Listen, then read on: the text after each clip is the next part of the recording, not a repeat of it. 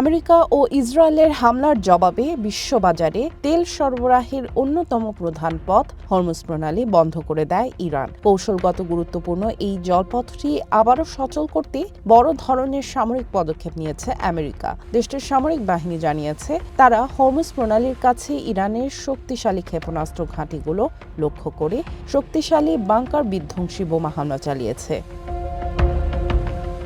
আমেরিকার central command সামাজিক মাধ্যম এক্সে এক বিবৃতিতে জানিয়েছে ইরানের উপকূলীয় এলাকায় মাটির গভীরে অবস্থিত শক্তিশালী ক্ষেপণাস্ত্র ঘাঁটিগুলোতে বেশ কয়েকটি ৫,০০০ পাউন্ড ওজনের ডিপ পেনিট্রেটর বা বাংকার বাস্টার বোমা ছুড়েছে। এই ঘাঁটিগুলোতে মজুত রাখা ইরানের অ্যান্টি-শিপ ক্রুজ ক্ষেপণাস্ত্রগুলো আন্তর্জাতিক জাহাজ চলাচলের জন্য বড় ধরনের হুমকি হয়ে দাঁড়িয়েছিল বলে বিবৃতিতে জানায় সেন্টকম।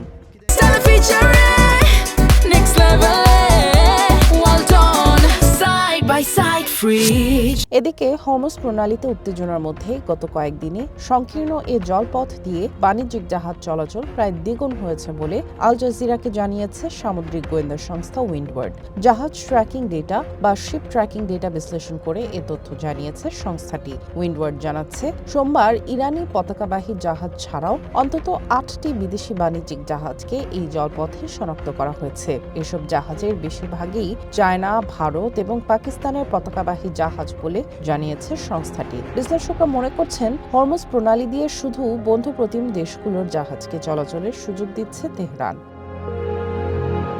হরমুজ প্রণালীতে চলমান উত্তেজনা ও অবরোধের মধ্যে আমেরিকাকে চাপে ফেলতে নতুন এক কৌশল নিয়েছে ইরান। আমেরিকান ডলারের পরিবর্তে চাইনিজ মুদ্রা ইউয়ানে যারা তেল কিনবে, হরমুজ প্রণালী দিয়ে তাদের জাহাজগুলোর নিরাপদ যাতায়াতের সুযোগ দেওয়ার প্রস্তাব দিয়েছে তেহরান। মধ্যপ্রাচ্যের বাইরে অন্তত ৮টি দেশের সাথে এ নিয়ে আলোচনা চালাচ্ছে ইরান। দেশটির একটি নিরাপত্তা সূত্রের বরাতে সিএনএন জানিয়েছে বেশ কয়েকটি দেশ এই প্রস্তাবে আগ্রহ দেখিয়ে তেহরানের সঙ্গে যোগাযোগ করেছে। দেশগুলোর নাম প্রকাশ করা না হলেও ধারণা করা হচ্ছে বিশ্বজুড়ে তেলের আকাশচুম্বী দাম এবং ডলার সংকট এড়াতেই তারা ইরানের এই বিকল্প পথে হাঁটার চিন্তা করছে। ইরানের পার্লামেন্টের স্পিকার মোহাম্মদ বাঘির গালিবাফ কড়া হুঁশিয়ারি দিয়ে বলেছেন হরমুজ প্রণালীর পরিস্থিতি আর কখনোই যুদ্ধের আগের অবস্থায় ফিরে যাবে না। সামিয়া জান্নাহ, ওয়ান ইন্টারন্যাশনাল ডেস্ক।